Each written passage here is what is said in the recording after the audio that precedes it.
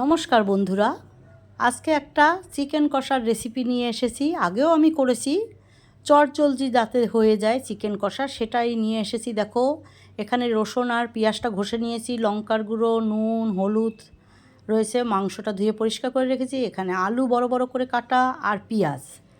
আমি একটু আলু দেবো, যারা আলু দেবে না, আমি একটু আলু ভালোবাসি তাই একটু আলু দিয়েছি। দেখো, এখানে সর্ষের তেল দিয়েছি কড়াতে। আলুগুলো হালকা করে ভেজে নেব, বেশি একটা ভাজতে হবে না। কষাতে দারুণ লাগে চিকেন কষাটা। কম সময়ে চিকেন কষা তোমরাও করে নিতে পারবে। যদি আমার রান্নাগুলো ভালো লাগে, লাইক, শেয়ার, কমেন্ট অবশ্য করে করবে। দেখো, এখানে দিয়ে দিয়েছি একটু জিরা ফোড়ন আর একটু তেজপাতা। এটা আমি আজকে একটু অ্যাড করলাম। এখানে গোটা গরম মশলা দেবো না, গুঁড়ো দেব। দেখো, পেঁয়াজ, কুচানো পেঁয়াজ দিয়ে এই রান্নাটা হচ্ছে। বেশ বড় বড় 3টে বড় সাইজের পেঁয়াজ আমি কুচিয়ে নিয়েছি, অনেকটা পরিমাণে পেঁয়াজটা একটু কষাতে বেশি লাগে, তাই এবার পেঁয়াজটা মোটামুটি করে একটু ভেজে নেব। বেশি ভাজা না, হালকা ভাজাই। এবারে আমি যেটা দেব, কাঁচা লঙ্কা। যেহেতু আমরা একটু ঝাল খেতে ভালোবাসি তাই একটু ঝালঝালি করব। কষা মাংস ঝাল খেতে দারুণ লাগে। যারা ঝালটা যার মতন করে দেবে। দেখো, এবারে আমি দিয়ে দেব মাংসটা আমি ধুয়ে রেখেছি। সেই মাংসটা এই পেঁয়াজের ভিতরে দিয়ে দারুণ করে ভেজে নেব। তাইলে দেখতে থাকো। এবারে মাংসটা দিয়ে এই পেঁয়াজের সঙ্গে ভালোভাবে একদম ভাজা ভাজা করব। দেখো, যে মাংসটা পরিমাণ মতন যে যতটা করবে সেরকমভাবে পেঁয়াজটা দেবে।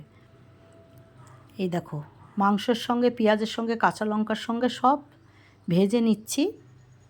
তাতে একটা আলাদা স্বাদ হয় মাংসটার, আর মাংসটা তাড়াতাড়ি সেদ্ধও হয়ে যায় ভেজে করলে।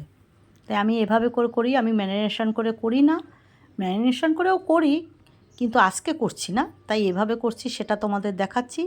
আর যে এই যে মশলা, লঙ্কার গুঁড়ো, হলুদ, নুন, আদা ঘষে, রসুন ঘষে আমি এবারে মাংসর সঙ্গে সুন্দর করে জল দিয়ে কষিয়ে নেব।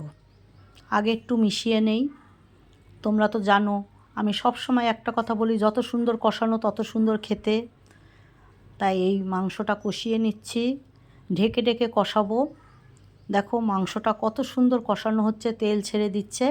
কেন, একটু কষা মাংসে তেল হলে বেশি ভালো লাগে, তাই একটু তেলটা বেশিই দিয়েছি, না হয় স্বাদটা ভালো আসে না।